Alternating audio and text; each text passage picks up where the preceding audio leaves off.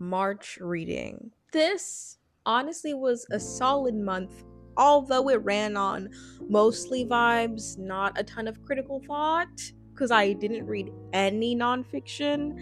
Last year I kind of ran into this conundrum of not reading, not of doing the same thing I did this month, of not reading a lot of nonfiction and really just being purely entertained. And so I overcorrected to starting this year off with a lot of nonfiction, but then feeling the fatigue from that of just learning consistently and being tired. So I was like, you know what, this month it's just gonna be all vibes. It's gonna be mood reading based off of purely going towards what gives me like thrills. So a little bit of a summary as to what I did in March. I took a peek into my childhood TV mom's brain, Lauren Graham, aka Miss Lorelai Gilmore, as she wrote her memoir back in 2016-17 when The Year in Our Lives came out, and I was so curious to see the behind the scenes of it all and what she thought of that whole entire thing. I was then reminded why money does not buy happiness by also looking into the lives of the mega ultra rich. On a more real note, I was incredibly jealous of people who got to time travel and make corrections about things that they regretted so they can mend the future. I ended off the month understanding that life is very beautiful, but also can sometimes be just as ugly. My name is Ruth Seneca. Welcome to this casual book channel where we talk about anything related to book. Also, really quickly, I forgot to ask if you could like this video if you do enjoy it in any way, shape, or form, or comment your own favorite book. Anything to help this channel grow because it's struggling to grow for some reason. As always, I appreciate you so much and thanks in advance. It's like definitely too late for me to post a what I read in March video because it's almost the middle of April. But you know what? We have the audacity and we have the interest because I want to talk about the books that I read because they were pretty good. They were pretty good. They were pretty good this month. My taste consists of books that I find to be thrilling, books with social commentary. I like a good laugh as much as a good cry. If those things can be kind of balanced, immediate five for me. And then I also like a book with heavy introspection. So if you know a book that contains all of those things, oh, please let me know because that's exactly what I'm looking for. The first book that I read, Talking as Fast as I Can, is, like I mentioned, that's Lauren Graham's memoir, which she wrote back in 2016, 2017. I can't remember the exact year. And I am a big Gilmore Girls fan. But also, as I'm growing into being an adult and rewatching Gilmore Girls, there's just so much I appreciate about Lorelai Gilmore, just like as a person, that I was so happy to look behind the character into, you know, the vessel who carried her, and to realize that she's actually incredibly similar to the character that she portrayed. And it makes a lot of sense as to like why Lorelai is that way, because Lauren herself is always talking as fast as she can, and she's also very she's incredibly comedic, incredibly witty. I can see where Lorelai got a lot of her traits because they probably worked off of Lauren Graham. She revealed a lot of things about her life pre Gilmore Girls, her life during Gilmore Girls. That was like most of the book because she knew what the fans wanted. She knew it. And then a little bit of her kind of personal life, why she doesn't talk about her romantic partners, which I so incredibly respect. Like, can you imagine? Because she was famous during the early 2000s, and like a lot of women celebrities, their main thing that was asked of them was like, so who are you in a relationship with? And she made a point in the book to be like, I am not talking about that just out in open in public because that's not my value. That's not something I want to just put out there. I'm learning with the rest of the world about how to like date. I so appreciated and respected it. Yeah, so personal life things, TV things, actor things. I almost feel like she's the ideal person that you want as a celebrity figure because I just feel like she is forever humble, forever in this reality, forever like, what's the word? You can tell that like fame didn't really go to her head, like being America's figurehead, like mother figure, that she just seems to be so down to earth and so cool. Down to earth is what I was looking for. Anyway, I gave that a 3 out of 5 just because I kind of feel like, like I mentioned, oh, also I know I didn't mention this.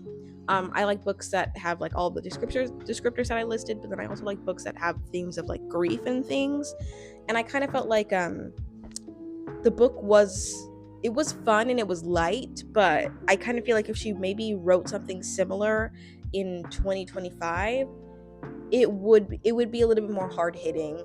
But it kind of just felt like a light read and like a peek into her brain, but it wasn't something that I'm going to read again. It's something I'm going to recommend to like fans of her, but I was kind of like missing a little bit that would have kept me like on my toes about it. It was just more so fun to read, that celebrity that you've watched your whole entire life. Anyway, so next we have Black Cake. Black Cake is basically a family drama. I did qualify it as like a thriller when I first started reading it in my video that I posted about it, but it's not a thriller. It's a family drama, like historical fiction. So the story takes place between a family. It tells a story of one family member in the past and then their current family situation and everything that led up from a family member, that family member story, to now currently this day and age of like their relatives, and like what their family has become and like how it became that way. I so enjoy books like this when they're done correctly, when there's a lot of introspection on everybody's part, because I feel like that's just the best way that you can do it. Everybody has to be overthinking, everybody has to be um everybody has to be like a little bit introspective, or else it kind of feels like, okay, we didn't see the growth, we didn't feel the emotion. It had enough of that. Like I mentioned, I posted a video about it, so if you want to hear my in-depth thoughts, go check that out. And it made me kind of want to watch Black Cake, but not anytime like that soon. I'll maybe watch it like in a couple months. But to be honest, it was heavy at some points. Um, it was heavy, but so I need to be like a little bit removed from it before I can just go hop into it. So yeah, Black Cake is a show on Hulu based off of this specific book, and I kind of want to do a book versus TV show comparison, because I honestly, like, this is the type of book where I could see myself liking the show better because it looks pretty good. Anyway, yes, I think I said like that was either 4 or 3.75. I want to do more 3.75, but it was just, I'm gonna do 3.75. Okay, let me stop. Okay, next book we have is Crazy Rich Asians by Kevin Kwan. I saw Crazy Rich Asians, the movie, back when it came out. I saw it 2 times. I was obsessed, and somebody tried to shame me for going to see a movie twice. Stop doing that. If you're somebody that does that, stop doing that. It's not worth the money if you stop, okay? Because some of us just enjoy intaking art, and God forbid, I choose to spend my time and money supporting the art that serves me. God forbid. Yeah, whatever, I'm over it though. No, but seriously, I didn't even know it was a book, I don't think, until recently.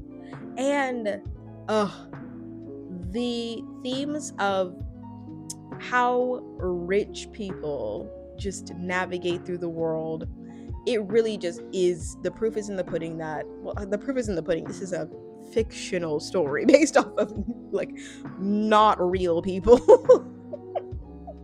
The proof is in the pudding. Money does not show you how to invest in your own happiness.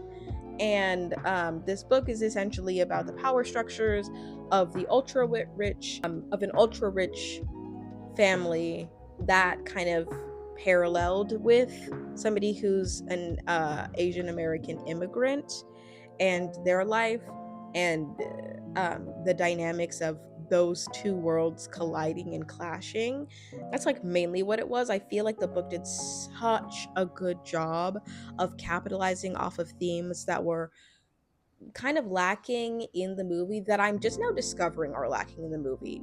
Like the depth of the classism is so drawn out and put on such a microphone, put through such a, what's that called? What's that called when you're trying to zoom into something and you have to the quiet parts are being said out loud. Gen Z brain rot is crazy. I really liked every point that was expanded. I think that when people think of cultures outside of the US, it's viewed as very monolithic. Whereas I think that Crazy Rich Asians might have expanded a lot of people's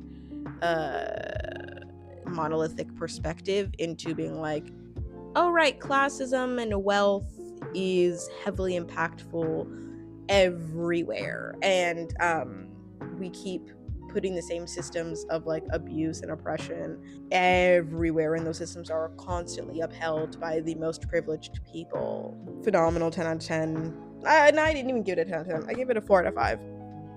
Phenomenal, 90 out of 100. Next, we have This Time Tomorrow by Emma Straub. This book is about, okay, no, stop it. I'm gonna cry. Sorry. This book is about a woman in her 40s who was dealing with her father's I read it as Alzheimer's, but I don't think it was Alzheimer's. Her father is dying and she has to aid him and help him through his kind of last steps of life, and she hasn't been able to speak to him. She hasn't been able to speak to him for a while, and she one day wakes up in her 16-year-old body, and she lives her 16-year-old life and reflects on things of being 16 and spending as much time as she can with her father. She focuses on things about that are surrounding being 16, things that you care about, the things you don't care about. It all is coming back to her, and I thought it was such an amazing concept to go back in time with all this wisdom and knowledge of the things that you would have probably died to know at 16, but you don't know what you don't know. And the book wasn't solely about her relationship with her father, but it really was a large part of it, and you could tell the author had experience with that, because it wasn't just corny pulled out of like, oh, I've heard that. You can tell sometimes when authors do that it's just like things that they've just heard. Like, this just felt so incredibly touching and personal that I just like, I wish even at 25, I wish I could go back as a teenager and, somehow have the eyes of what I know now. Whew, and just, say things that I just know that I would value, that I do value now. But it's just like, that is just a kind of coolness of time and the reality of time. I think I gave it a 3.75 because it really like tugged at my heartstrings. But for me to give it the 4, it would have had to have pushed me over the edge and really make me like sob, but it didn't. But it was still great anyway. Next, we have Beautiful Ugly by Alice Feeney. When I tell you, the only reason I knew this book was out was because I looked up Alice Feeney to see like what all of her books were, and I was like, maybe I'll see a new release. And then I saw a new release. I don't keep up with any authors and see whenever they come out with things. I only hear it on BookTube and Book Talk. So seeing that she had a new book out, I was like, oh my god, what a treat! What a treat! Hi, what a treat! That's beautiful. So I just delighted in it. I ate it up. Beautiful Ugly is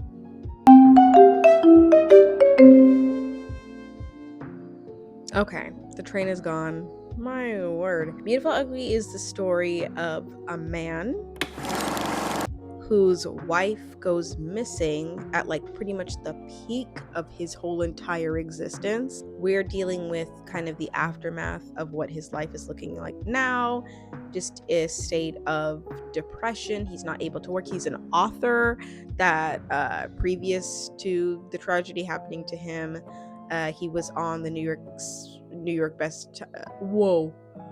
Times bestseller list, on top of the world. Loved and appreciated his wife so much. He gets kind of an invitation from his agent to go down to this little island to be inspired to write because he hasn't written anything in a while. And he sees his wife's face everywhere. And he's like, why is my wife's face everywhere? So the whole entire book, you're wondering, like, is that actually his wife or is he just going insane?